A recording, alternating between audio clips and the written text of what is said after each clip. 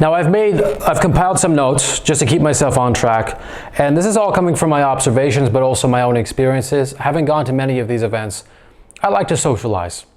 I like to make money. I like to build business.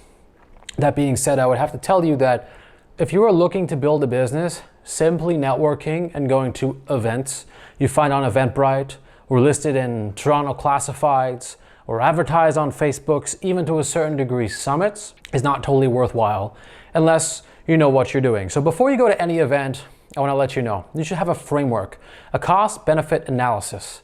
Maybe you're somebody who goes into an event and you preserve all your energy, but if you don't, you have to take that into account. I'm going to put 3 hours of my time into this evening event. What am I going to come out with? I tell myself, hey, I want to come out with 3 contacts that are relevant to my industry of reputation management. A, they have to have a reputational crisis in the perfect case scenario, or their company needs to have a reputational crisis. B, they have to have a lack of press because we can generate press for them. Or C, they have to know somebody with a reputational crisis. So I'll go in and I'll say, hey, what do you do? I say, I do reputation management. And people will always say, what's that? And I'll say, I help people get negative press off of Google, like a mugshot, a negative record, a court docket, litigation, and I just look. If they don't click and they're just like, oh, you know, that's kind of cool, then I'll go on to the next step and I'll say, everybody knows somebody with an online reputation. Do you know of anybody? That's how I get, you know, sometimes they'll send me a client or somebody to help, and we have a very vast portfolio, 150 videos over a 5-year period, so we convert very high. And so I'll go to an event doing that. That being said, even that, I've had people book on my calendar and cancel it and book it again and cancel it and book it. And these people just go to events. Why? To stroke their own ego. And that's number one. The number one thing is going to an event and not knowing why you're going there to network. You're just going because networking, and a lot of people, I have friends in their 20s and people I don't talk to anymore. I don't mean to be mean or to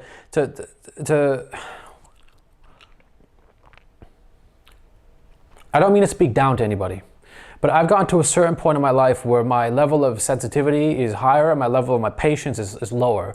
And so when I have friends that say, I want to really do some added value, I want to bring added value, and to be seen with the influential people is like, that just tells me you don't know what you're doing. Because for example, I used to say that too when I was 18.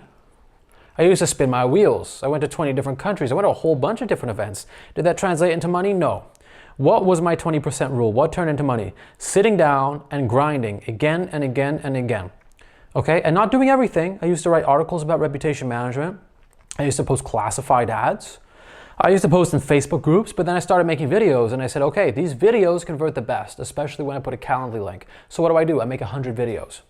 I don't say, let me go networking, and then I could literally go take a picture with Mark Zuckerberg and post it, and we'll get some likes on my Facebook, and who cares? AI can do that nowadays. I don't need to see Mark Zuckerberg. I would literally turn it down. I don't have anything to sell the guy either, right? So I wouldn't go to see Mark Zuckerberg. So don't go to a networking event not knowing why you're networking. If you're going to go there and say, I'm going to go there to have fun, sure. And then come out of that and say, did I feel better after the event? A lot of people can go to an event and just hang out and say hi and drink a beer and they'll feel great. I feel like I wasted time. That's kind of unhealthy. Totally up to you. But first networking mistake, not knowing why you're networking. Number 2, not going to specific industry networking events. If you work in automotive, go to automotive events. If you work in public relations, go to public relations events or places where you can find lookalike clients in your industry. Don't just go to any networking event. Business mixer. So what? People mostly go in there and flex. I go in to genuinely find out what people are doing. And I tell you, people open up their payment dashboards and show me the revenue they're making. That's what stops people at the 6-figure mark. That's what stops people at the $500 mark, actually. Look at my Fiverr, right? Look at, ooh, I'm making $7,800 a month. Ooh, I'm making $22,300 a month. Ooh, I'm making $32,000 a month. I don't know your margins. Even if those are 100% margins, why are you showing me? Right? If you just go and replicate what gave you that 32,000, just double whatever the output was, you're looking at 64,000. That's what I want to see from people. And I notice, who do I network with? I network with the people who shut up. I've learned to just network with people who shut up. Okay? They almost have this this calm demeanor, and they're not asking and they're not showing, and they're just there and they're just observing, and they're intelligent, and intelligence Intelligence cuts like a razor blade. It's sharp, and if you can learn how to look for it, you could find the right people to network with. So the guy's running around holding a beer, trying to flirt with people at a networking event. I don't want to go and speak to those people. I want to speak to the speakers. And when I go to a speaker and I approach them with a very, very direct question, right? I met the leader of the Conservative Party, භᴜ괜Ꞝ. The first time I met him, he was very tired, okay? I see it all over his face. Eyes watering, lights bright, hundreds of people asking him questions, asking him what he's going to do with immigration, how he's going to improve national defense. And I went there and I tried to open the conversation in a polite way. I sort of said like, hey, I see that you're tired. I came here. But by the time I was finished explaining, I left. I asked nothing important. But I wanted to run as a member of the Conservative Party in Halifax riding. I missed that opportunity. The second time I set up a dinner with Pierre, I approached him, he was there with his wife, and I said, Pierre, when you were my age, you ran. I want to run too. I want your go-ahead to tell me to run. He said, I can't tell you whether you can run or not. But the second I told him that, this look of just like, every person, I'm going to speak to every person, it's tiring to be a politician, right? His guard dropped immediately when I said that just legitimate question. Tell me how. He said, how's your personal life? If your personal life isn't right, I can't tell you to do it. That has to be all sorted out, and then it's time to run.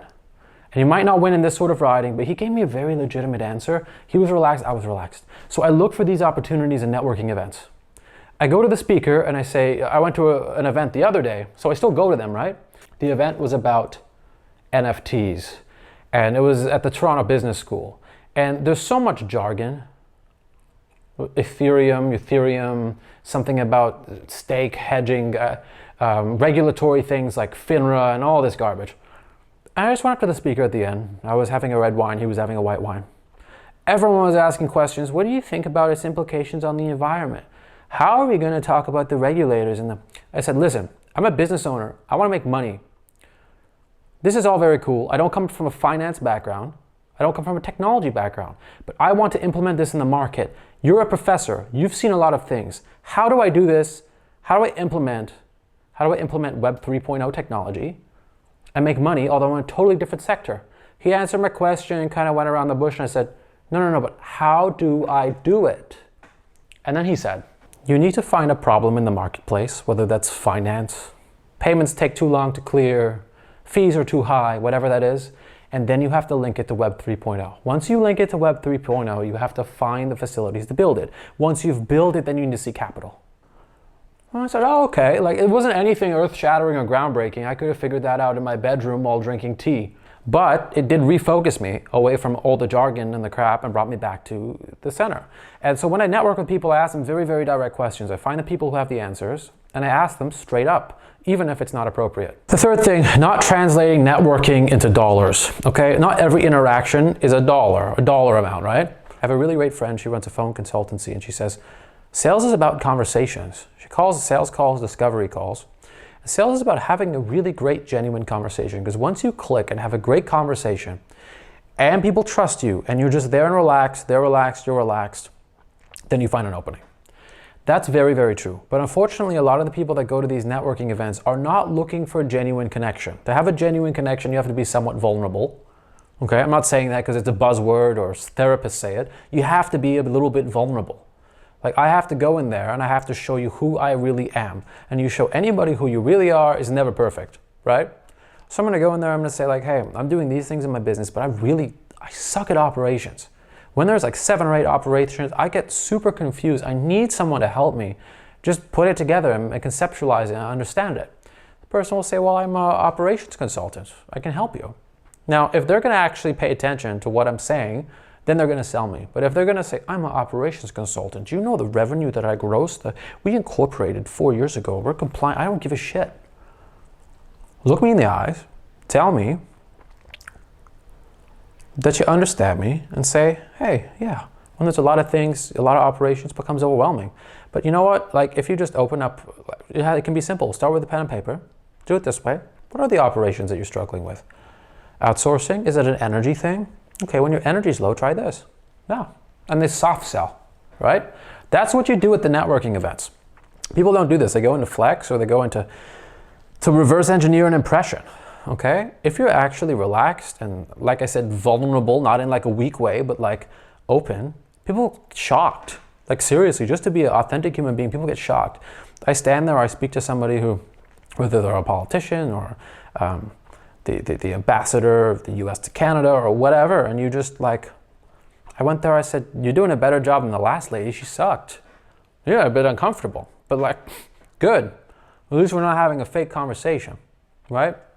And so that's really important. The next thing, you need to realize who the time wasters are at the networking events. And I'm not saying this again to be mean, because somebody can just humor people, like listen to people, validate people. It's very, very important. But number 4 is the time wasters. People who are there and you can tell they're just flexing. And you don't know how to cut the conversation. Very easy. You have to be assertive, okay? You have to be assertive, no matter where you go, okay? Especially this is for international students, people who are brought up in backgrounds that teach you to be super ultra polite. I'm talking about Asian backgrounds, South Asian backgrounds, even some Middle Eastern backgrounds, like Persian backgrounds. We have something called tarafi, which is you be super polite. Like you go to someone's place, they say, are you hungry?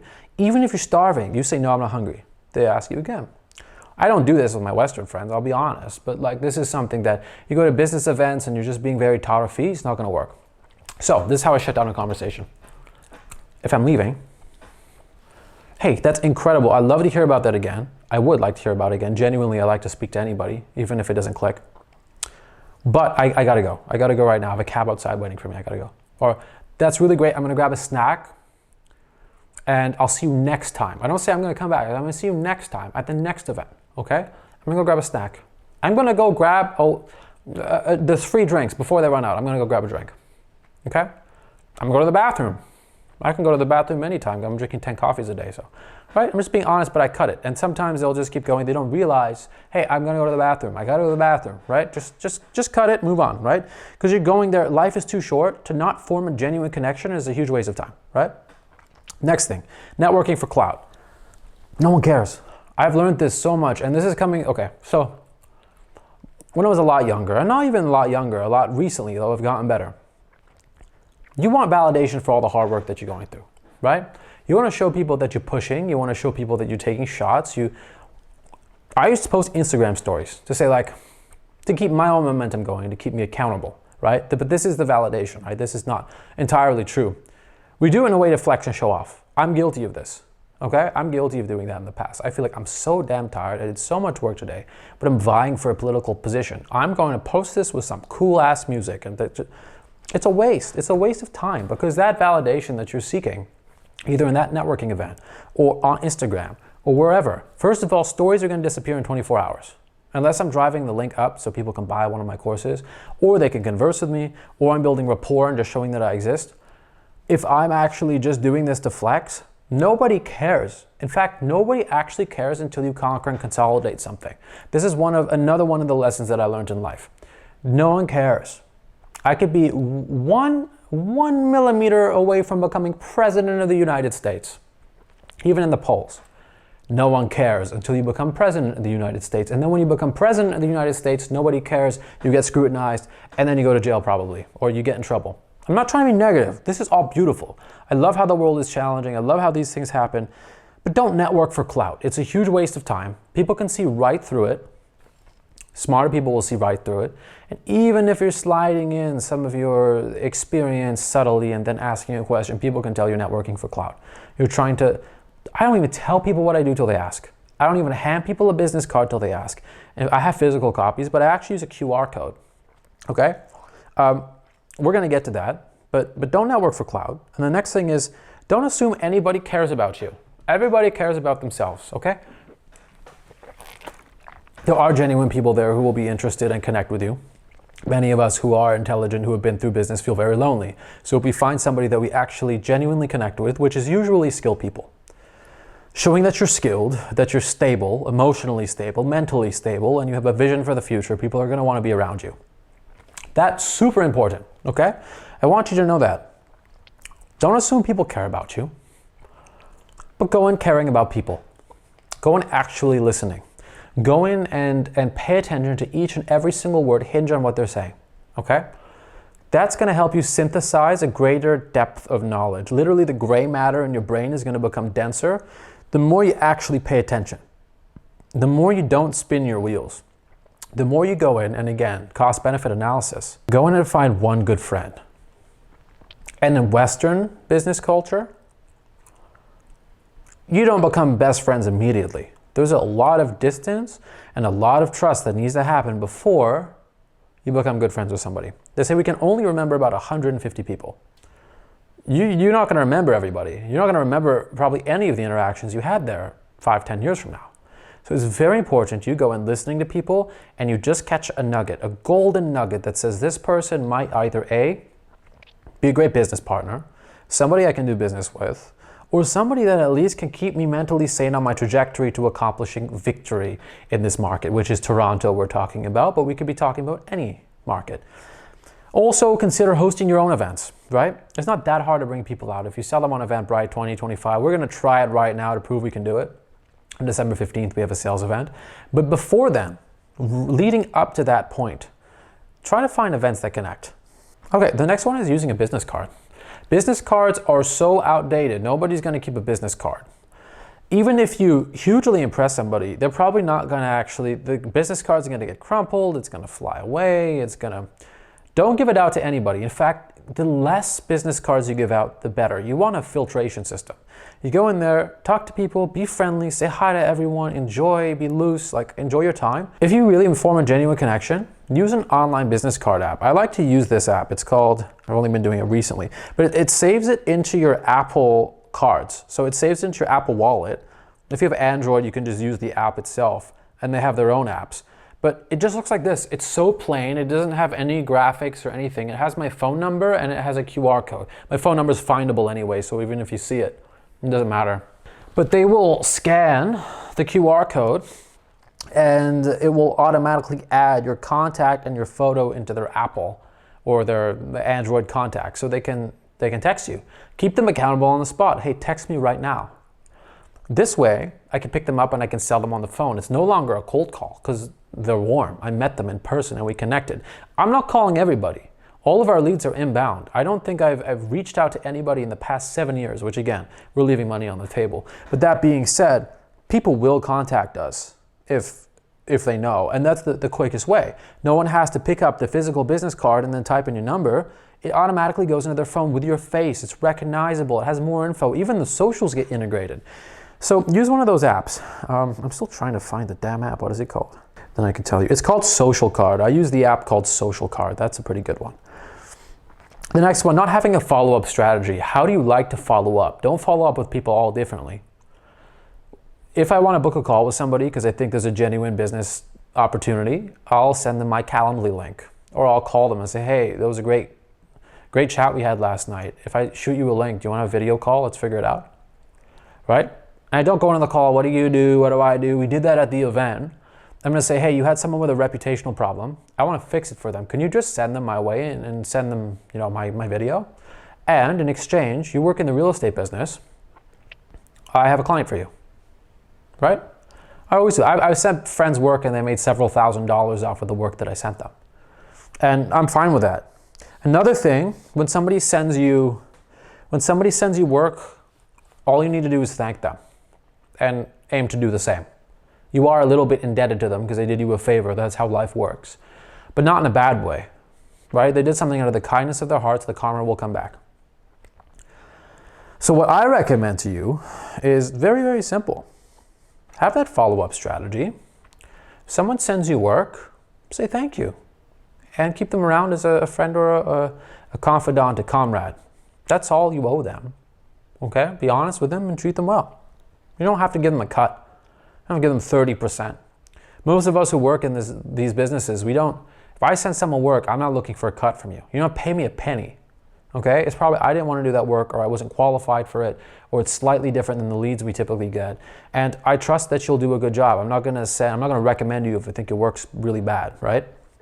The next thing, we talked about drinking earlier. I wanted to weave this in, but I left it as its own point. Drinking too much, or really drinking at all.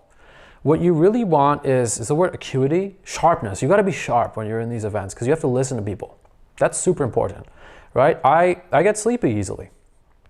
I have a bit of sleep debt. I'm trying to fix that. But if I go into an event and I'm a bit tired and I drink even one beer, I'm not sharp anymore. I'm tired, okay? That's me. Some people, like I have these friends, they go into these events, they have 5 and they're great. I can't, I'm literally drinking coffee at weddings, okay? So you gotta know yourself. What makes you tired? If you eat pizza, like I love to eat. I love to eat, it's a big part of our culture, but I save eating for last. I don't wanna approach a United States senator while eating pepperoni pizza, right? Or I have a pizza out of my hand, my teeth are clean, I smell fresh like mint. And then I'm gonna ask something very legitimate. I'm not gonna say, hi, Mr. US Senator, I see that he's tuned out.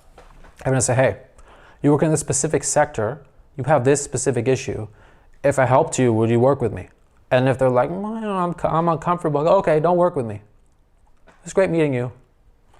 That's how I go into these things. And I have there's no loss. Like, I feel so much better just having those genuine connections. So don't make these mistakes. The last one is, and this one's kind of funny, networking events are not dating events. Don't go there to try to flex or to try to find your next date. Okay, you're ruining it for everybody. Go in there, have a good time. If you want to go find a date, get on some dating app or have a genuine connection with somebody at your local bookstore. Don't go to the networking event trying to find a date, because we're all screwing up the main intention of the event, which is to network and to find people.